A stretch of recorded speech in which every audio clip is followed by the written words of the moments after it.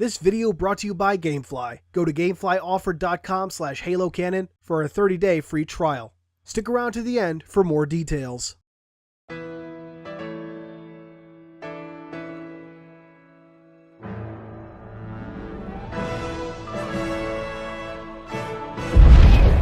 The Spartans. In many ways, they're the very core of the Halo universe, both from a narrative perspective and an in-universe one.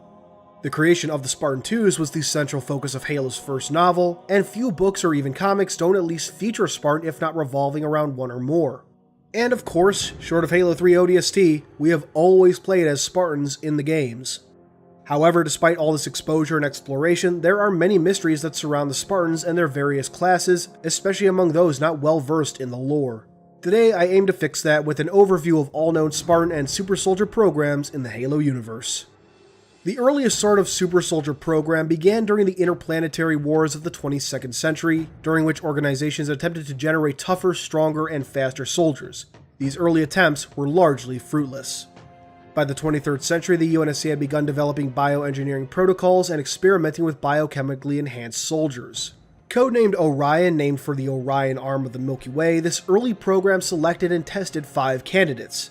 Unfortunately, these early augmentations were declared ineffective, and the 5 test subjects reintegrated into the UNSC military. All 5 died within a year of the tests, for reasons known only to Oni. It wasn't until the 25th century that Orion would be launched again, just as the early seeds of the insurrection began to take hold. On January 29, 2491, the Orion project formally launched with 65 test subjects. These subjects were successfully augmented, and after completing their training, an additional 100 volunteers were accepted into the program. Orion augmentations are known to have included muscular enhancement injections, pulmonary respiratory enhancements, retina inversion injections, and cochlea enhancement tuning. On January 12, 2496, the first Orion operation was successfully launched as part of Operation Charlemagne. A full unit of Orion soldiers were deployed to recover a suborbital transit station over Eridanus II, which they did without casualty or detection. More operations would follow in the next 10 years, though Charlemagne marked the only time a full unit would be deployed. Rumors and conspiracy theories about secret super soldiers also began to spread among the outer colonies as a result of Orion. The program continued to expand as the insurrection grew stronger and bolder, with a full 300 Orion candidates being augmented by the program's peak. Unfortunately, older candidates began to show side effects, both physical and mental, that only worsened with time. There were also some that had secret insurrectionist sympathies, refusing to participate after augmentations. With all the shortcomings and degradation of the candidates, the program was quietly shut down in 2506. The 165 surviving candidates were reassigned to other Spec Op units throughout the UNSC. However, the aforementioned side effects would continue to worsen for some, and a number of former Orion soldiers were discharged due to mental instabilities. To keep Orion secret, these side effects would be attributed to Boren syndrome. Despite all of this, some former Orion candidates, such as Sergeant Avery Johnson, were able to remain in active service for much longer than the average soldier. Other known Orion candidates include James Lee, who later changed his surname to James, Gilly, who would eventually have a child with James, Gladys Wilson, and Morales, who had a son. Orion would have a lasting impact, such as with the UNSC using Orion operators as models for the reorganization of the ODSTs in the years following the program's shutdown. However, the biggest impact would be on the future iteration of the program. Orion 2 began around 2510 as Oni started reviewing what were known as the Carver Findings, a series of theories predicting massive civil conflict in the colonies unless forcibly stabilized. When a young Dr. Catherine Halsey re-examined the findings, predicting an even more grim future for humanity, Oni went to work initiating their next Super Soldier program with the aforementioned doctor as its lead. Under Dr. Halsey, the program took a radical shift. Rather than adult volunteers, they'd use 6-year-old children. Children, unlike adults, could be easily indoctrinated. By choosing candidates from a select gene pool, Halsey ensured only the best of the best. And of course, their young bodies would be more adaptable to augmentation. In addition to distance her program from the failings of Orion, Halsey renamed it Spartan 2, the 2 used to at least honor the sacrifices of those that came before. Oni approved the program, and Halsey began searching for her candidates. By 2517, she had identified 150 potential candidates. Budget cuts, however, forced her to reduce that number to 75. Halsey, aided by Oni teams, would observe the subjects and decide which ones to conscript. In late September of 2511, 75 children across human space were secretly abducted, replaced with rapidly grown clones, and transported to Reach, humanity's military powerhouse second only to Earth. For the next 8 years, the 75 children would be trained physically and mentally for war. Physical training, military history, tactics and strategy, and more. In March of 2525, the candidates entered the second phase of the program, augmentation. This new generation of Spartans received a wide variety of risky and invasive surgeries to enhance their natural abilities. These included occipital capillary reversal to enhance their vision, even in the dark, carbide ceramic ossification, coating the bones with a carbide ceramic, making them virtually unbreakable, a catalyst thyroid implant which released a growth hormone to boost skeletal and muscle tissue growth, muscle tissue enhancement injections to increase muscle density, and superconducting fibrification of neural dendrites, resulting in a 300% increase in reflexes. Unfortunately, there were side effects. Of the 75 candidates, only 33 survived intact. 12 were severely crippled, and another 30 killed. A mock funeral was held for the dead, who were secretly put on ice until such a time that they could be resuscitated, perhaps even deployed as proper Spartans. It is known that a few Spartans were revived and deployed, among them Jerome 092, Alice 130, and Douglas 042. Following the funeral and rehabilitation, the Spartan IIs would eventually be deployed on their first mission, capturing an insurrectionist leader. The mission was a success. However, upon returning, they were briefed on the fall of Harvest and first contact with the hostile alien hegemony known as the Covenant. By November of 2525, the Spartans would receive their new Mjolnir Mark IV armor. The armor provided incredible protection while also further augmenting their speed, strength, and reaction time. Spartans would be deployed against insurrectionist targets and Covenant forces, the latter more and more as the Covenant kept advancing.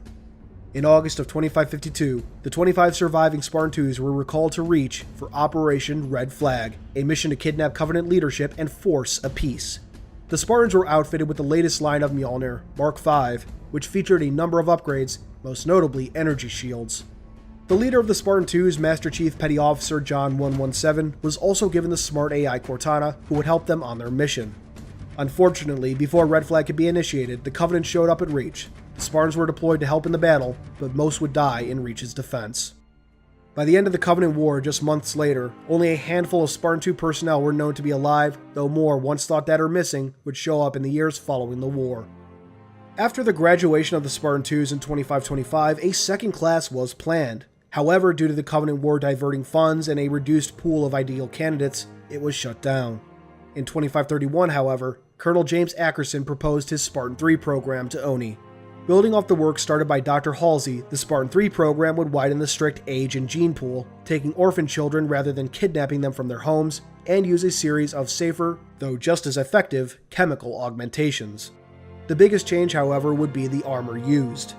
The biggest ongoing cost of the Spartan II program was the development and maintenance of Mjolnir, a single suit costing almost as much as a destroyer.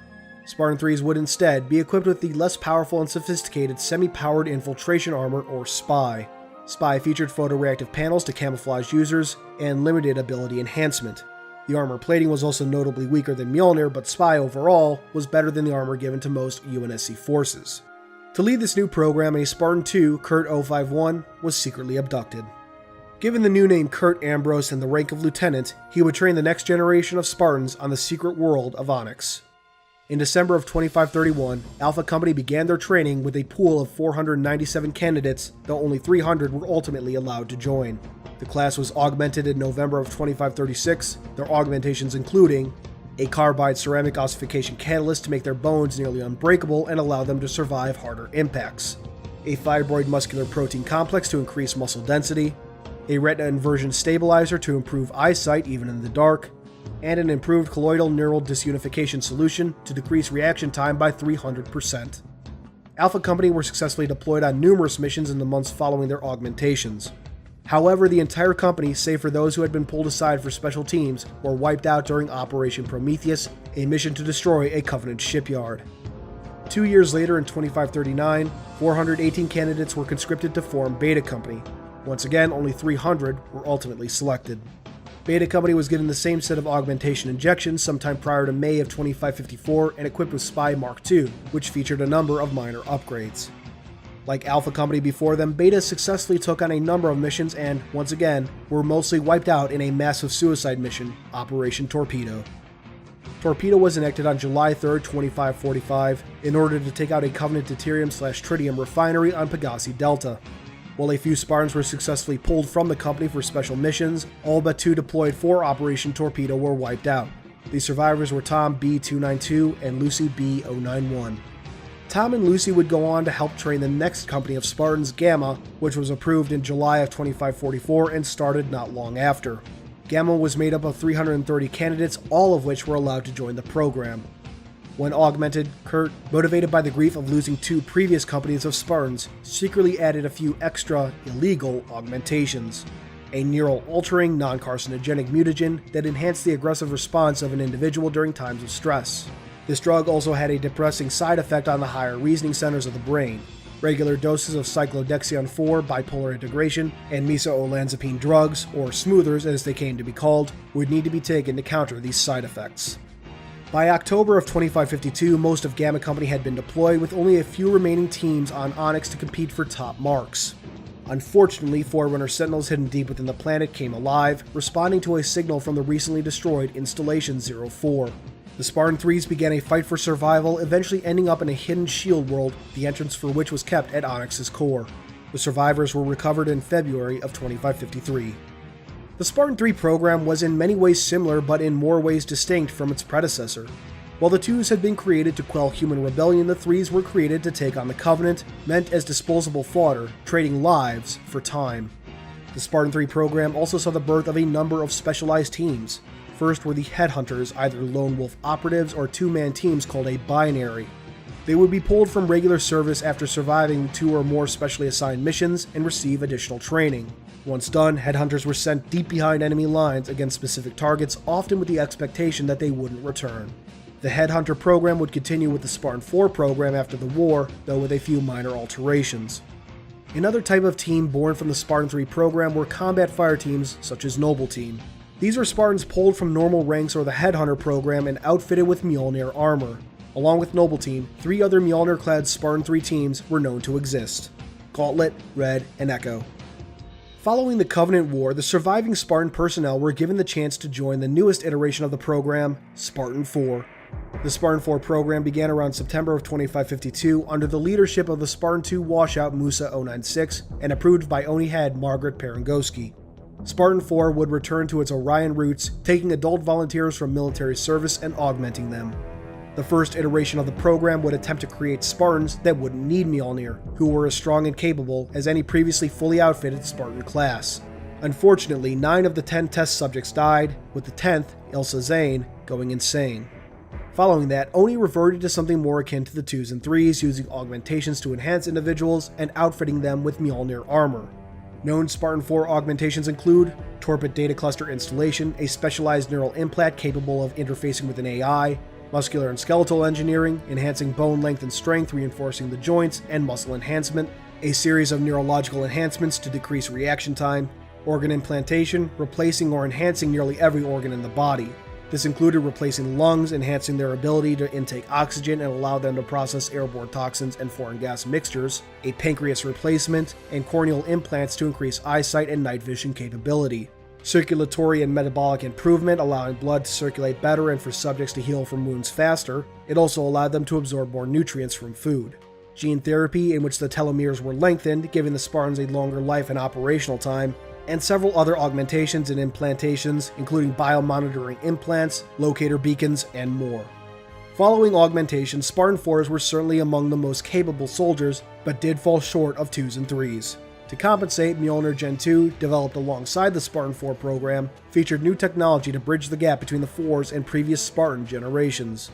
In short, a Spartan 4 and Gen 2 Mjolnir could fight on par with a Spartan 2 or 3 in Gen 1, barring combat experience. Spartan 4s also received additional training following augmentations, having to earn their armor before being deployed as proper Spartans. The first class of Spartan 4s graduated in January of 2553 with 145 members, with more to come in the years to follow. By 2557, the flagship of the UNSC, the Infinity, regularly had anywhere from 300 to 500 Spartans on board at any given time, with several more spread across UNSC space. When not on missions, Spartan 4s would often train with one another in Wargame Simulators, a state-of-the-art combat deck. The Spartan 4 program marked several departures from past programs, including separation from any main UNSC branch. The Spartan 2s worked as part of the Navy, the 3s as Navy and Army, but the 4s had their own branch, the Spartan branch. And that covers all Spartan/Super Soldier programs the UNSC has launched over the centuries. I obviously couldn't cover all the details and nuance of each program, but I hope this gives you an idea of what each program was about and why they were created. What did you think of the video, and what do you think of each Spartan program? Let me know in the comments below. Thanks for watching as always, and until next time, this has been Halo Canon. Thanks for watching. Also consider checking out Gamefly. With over 8,000 new releases and classic games for current and previous gen consoles, and even some older consoles, Gamefly is a great way to try tons of games without buying them. Go to GameflyOffer.com/HaloCanon to start your 30-day free trial.